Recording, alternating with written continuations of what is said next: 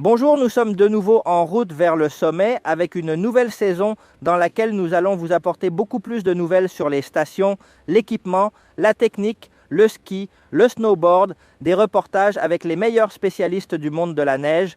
Nous commençons une nouvelle section de podcast vidéo avec de nombreuses références du monde de la neige qui vous aideront. Je pense que ce sera super intéressant. Et bien, comme c'est devenu une tradition, je ne peux que vous dire que vous êtes les bienvenus à Baqueira Beret.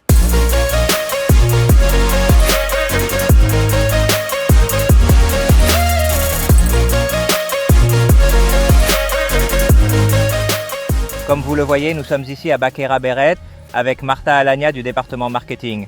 Merci beaucoup de nous avoir accueillis. À vous, Louis.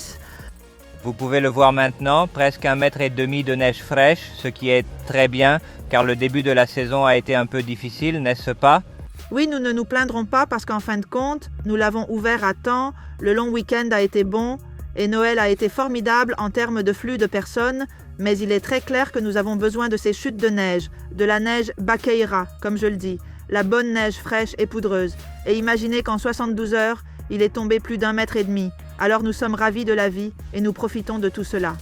Eh bien, ce 1,5 m permet déjà d'ouvrir tout le domaine de la gare. Oui, les 4 zones sont ouvertes et la quasi-totalité du domaine est à la disposition de tous nos clients. Nous vous encourageons donc tous, si vous n'êtes pas encore venus, à venir ici dès maintenant. C'est à nouveau le paradis du freeride et dans la foulée, le Freeride World Tour est de retour. Le Freeride World Tour revient dans 2 semaines, avec comme nouveauté cette année le qualifieur et le junior qui étaient déjà venus les autres années pour voir les futures promesses en action et les meilleurs lors de l'événement professionnel qui aura lieu le dernier week-end de janvier. Et nous préparons déjà tout pour que ce soit un succès une année de plus. Disons que c'est le concours de référence, n'est-ce pas? Mais il y a encore d'autres concours ici, des alevines, benjamines, jusqu'aux catégories du championnat d'Espagne. Chaque semaine, chaque week-end, nous organisons des compétitions, des activités dans le stade des Bérets, en particulier pour le ski alpin, mais aussi pour le ski nordique, avec de nombreux événements, le traîneau à chien, le snowboard, le banquet de slalom. Nous en avons pour tous les goûts et toutes les modalités, et nous continuerons donc. Et cela s'ajoute à la grande variété de restaurants et de bars que vous avez dans la station parce qu'il y a tout, du fast-food à la carte, toutes sortes d'options, connaissez pas? Cette année, nous avons ouvert La Chosa, qui est un nouveau restaurant, un autre concept de restauration rapide, et nous vous encourageons à le découvrir dans Baqueira 1800. Et nous avons les prix, comme le Moet Winter Lounge et Cinco Jotas, mais nous avons aussi les paracs répartis dans la station, où vous pouvez manger un sandwich à votre guise avec les vues magnifiques pour tous les types et tous les goûts. Nous sommes toujours très insistants et nous parlons souvent des investissements réalisés dans la production de neige, ce qui nous a permis d'avoir presque 100 km pendant Noël, encore une fois, en étant la station avec le plus de kilomètres skiables au niveau national.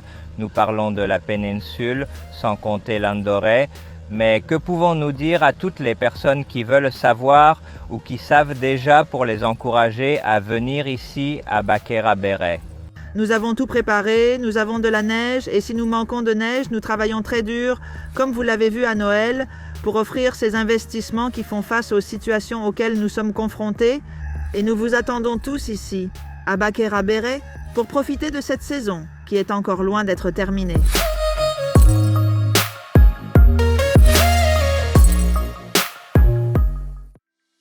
Bonjour, bienvenue à l'hôtel Tourplan. Venez avec moi pour vous enregistrer. Nous voici à la réception de l'hôtel où nous procédons à l'enregistrement et expliquons toutes les activités proposées par Baqueira Beret et l'hôtel.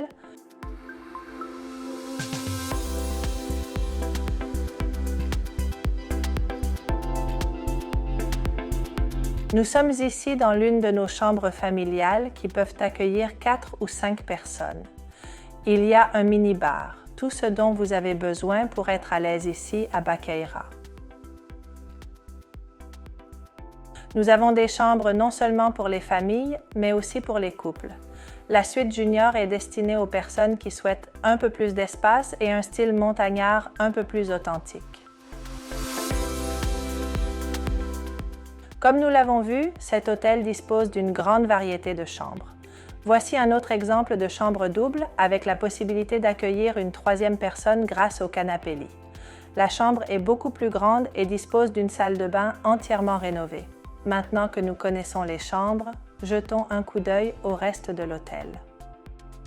L'une des premières choses à mentionner est que nous disposons d'un local à ski avec des casiers pour laisser votre équipement de ski ou de snowboard. Le restaurant de l'hôtel dispose d'une salle très spacieuse pour les petits déjeuners et les dîners. Les deux sont servis sous forme de buffet.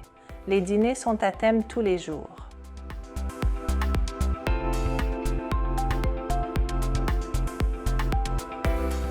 Nous sommes ici dans l'espace spa de l'hôtel. Nous disposons d'une piscine, d'un jacuzzi, d'un sauna et d'un hammam. Dans notre espace bien-être, vous pouvez également réserver des séances de physiothérapie et des soins du visage.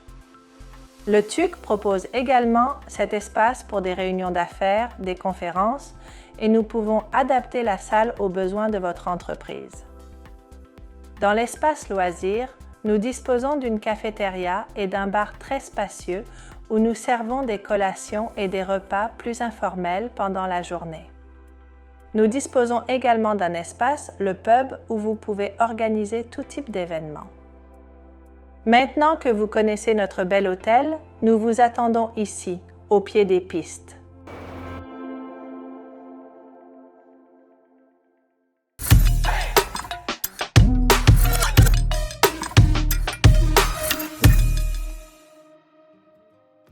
Bonjour les amis, je suis Alvaro de Ski Market et aujourd'hui nous allons résoudre ou essayer de résoudre une question très curieuse et intéressante. Et intéressante parce que les skieurs qui ont un niveau moyen haut nous demandent souvent quel est le ski le plus intéressant. Si je veux un ski pour tout, si je fais de la piste, si je fais du hors-piste, je veux un seul ski qui couvre tous ces besoins. Il y a deux options ou deux solutions sur le marché, l'une qui existe depuis longtemps.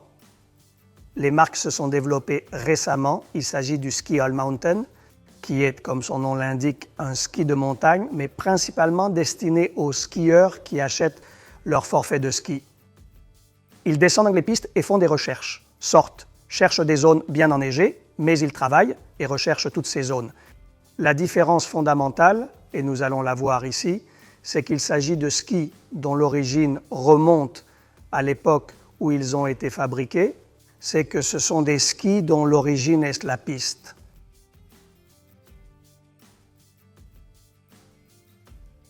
Ils ont été un peu élargis pour rechercher, comme vous pouvez l'imaginer, la flottabilité, la capacité de flotter plus en surface dans différents types de neige. Ce sont des skis qui sont équipés d'une plaque pour obtenir un peu plus d'adhérence, de transmission et de maniabilité dans des situations de neige plus compactes.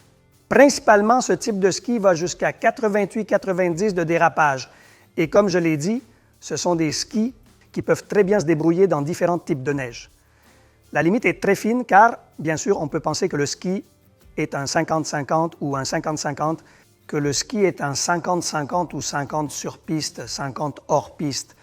Qu'en est-il d'un ski freeride avec un patin plus étroit qui peut aussi très bien fonctionner sur piste?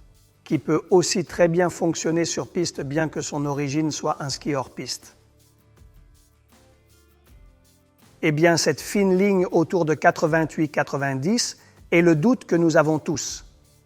J'ai également eu des doutes à un moment donné de ma vie, parce que je veux cette paire de skis qui gère très bien toute la montagne. Je ne veux pas aller avec 2-3 et je veux profiter de tout cet espace. Maintenant, je vais vous dire que le ski freeride est un ski dont l'origine cherche logiquement ses neiges un peu plus molles ou transformées. Le ski est plus léger, un peu plus souple. La pointe de la queue aura un peu plus de roquet pour qu'elle accroche moins et qu'on puisse travailler plus facilement dans ce type de neige. Et comme vous pouvez le voir, il n'y a pas de plaque. Il perdrait un peu de transmission et de puissance sur la piste. Mais d'un autre côté, logiquement, en fonction de la fixation, je mettrai plus de freeride ou quelque chose pour le skimo ou pour rapprocher le ski. Cela me donne un peu plus de feedback, c'est plus léger et je sens mieux la neige. Bien sûr, si je fais un 50-50, ces deux options patinent entre 85-90, 88-92. Je peux venir de deux familles, un ski qui vient, son ADN est de la piste, ou un ski dont l'ADN vient du hors-piste. Mais bien sûr vient la réflexion de chacun. Qu'est-ce que je fais de plus ou est-ce que je bouge plus? Ici, je dirais que si vous avez vraiment plus de skis et que vous pouvez jouer avec différentes options, nous pourrions opter pour un seul ski, mais s'il doit être votre seule option, votre seul ski, vous le voulez pour tout. Ici, nous pensons un peu plus avec notre tête. Ce serait une option plus logique parce que c'est ce que nous allons vraiment skier et que nous avons principalement en Espagne. Le secret réside donc dans la réflexion. Un ski plus cérébral, un ski plus émotionnel, la tête ou le cœur.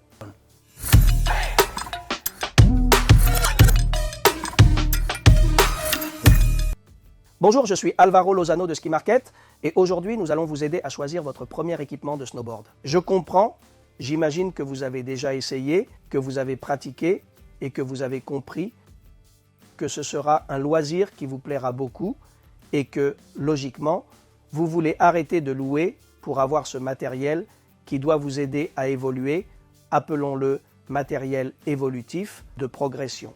Si nous commençons par la planche pour hommes et femmes, la caractéristique principale est que ce sont des planches qui sont un peu plus flexibles que celles que nous avons utilisées comme matériel de location, des noyaux en bois. Elles ont un peu de cambre pour avoir cette sensation de réactivité qui va nous aider à progresser et à avoir une bonne prise de quart, mais surtout sur le nose, sur le taille, ce sont des planches qui, avec ce flex, vont nous permettre d'avoir un très bon équilibre avant-latéral et d'avoir cette biomécanique pour faire les bons mouvements et être capable d'évoluer. Donc des planches plus flexibles qui vont nous permettre d'évoluer, apprendre et corriger ces petites erreurs. Il nous pardonnera ces erreurs pour que nous n'ayons pas cette difficulté technique et physique que nous devons compenser au début. Comme je l'ai dit, garçons, filles, même caractéristiques, la seule chose est que nous jouons avec des tailles et des matériaux différents parce que, logiquement, certains d'entre nous sont plus grands, d'autres plus petits, nous pesons plus ou moins. En relation avec la planche, nous pourrions également voir les fixations. Dans ce cas, les fixations seront également légères, mais avec toutes les caractéristiques d'une fixation haut de gamme. Bien sûr, un bon support dans les straps, comme vous pouvez le voir, un capuchon en silicone, avec des systèmes de fixation qui envelopperont très bien la chaussure, et avec le high back, cette mousse qui nous donnera aussi un peu de confort, le pad avec la pédale d'accélérateur qui nous donnera cette transmission, mais comme vous pouvez le voir, des matériaux un peu plus simples, de bonne qualité, mais sans complications et sans stridence ou choses qui vont compliquer la fonctionnalité dans ce cas de la planche et de l'ensemble de fixation. Enfin, comme vous le savez, la chaussure est également importante et ses principales caractéristiques seront un peu similaires à celles de la planche. Il doit s'agir d'une chaussure un peu plus flexible, qui nous donne du confort. Dans ce cas, par exemple, des chaussures de premier investissement. Pour pouvoir avoir un équipement complet, nous pourrions avoir les nouveaux systèmes BOA qu'à la fin nous allons, avec le lassage pour obtenir une pression homogène dans la zone du coup de pied, de la cheville et de la canne, ou si nous voulons simplifier un peu moins cher, en 2 sections pour pouvoir séparer un peu, mais nous devons déjà tirer le lassage et nous devrons l'ajuster mécaniquement, comme vous le voyez, des semelles avec une très bonne traction, tous les matériaux très bien élaborés, cousus, qui peuvent s'adapter parfaitement à la fermeture. Et aujourd'hui, même dans ces gammes d'évolution, d'introduction, nous avons déjà des bottes thermoformables que nous pouvons chauffer et adapter à la forme du pied. Comme je l'ai dit, garçons, filles, logiquement avec des couleurs assorties. L'esthétique joue également un rôle important. Mais comme vous le voyez, nous n'avons pas besoin de nous compliquer avec trop de matériel. Nous n'avons pas besoin d'utiliser trop de matériel. Il ne faut pas se compliquer avec des matériaux trop durs, trop compliqués, parce qu'ils vont nous solliciter techniquement et physiquement. Il faut aller vers des choses évolutives qui nous aident, des choses plus douces, logiques, mais comme vous pouvez le voir, tout est très bien adapté à cette évolution et à cette progression.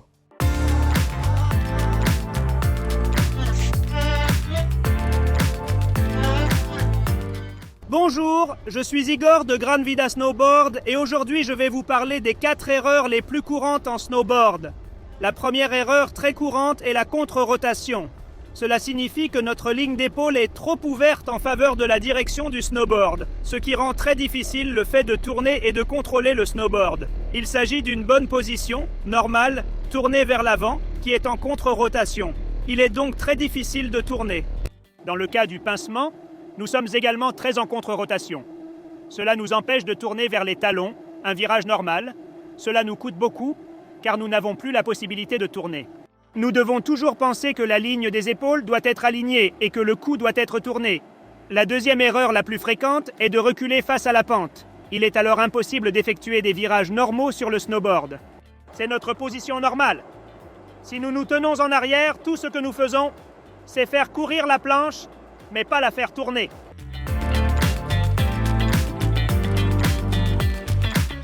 Et c'est très mauvais. On ne peut pas tourner. Il faut porter son poids vers l'avant pour faciliter le virage.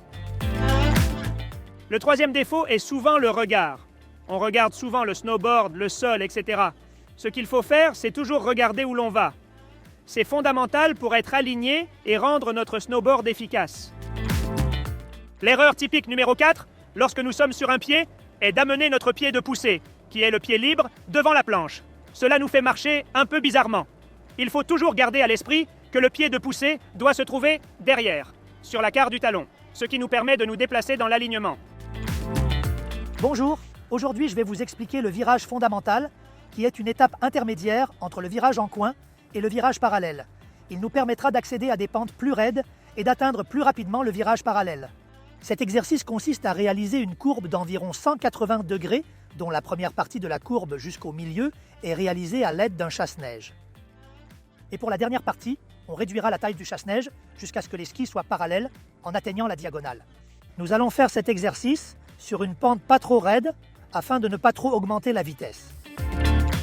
Nous nous mettons à la place, position de flexion, la mise en charge des tibias. Nous commençons. La première partie de la courbe est exécutée avec un coin et nous réduisons le chasse-neige jusqu'à ce que nous atteignions l'arrêt sur la diagonale. N'oubliez pas de ne pas crisper le corps afin d'avoir une liberté de mouvement. Si, pendant les virages, on constate que la courbe ne se referme pas, on peut faire plus d'extension, une courbe plus grande pour terminer les 90 degrés. Pour terminer les 90 degrés.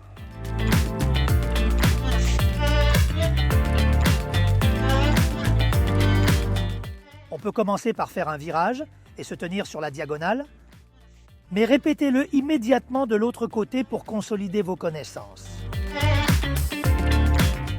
Et lorsque vous parvenez à enchaîner plusieurs virages fondamentaux, se préoccuper de choses telles que le maintien de la posture que vous avez probablement perdue, ou d'être plus détendu.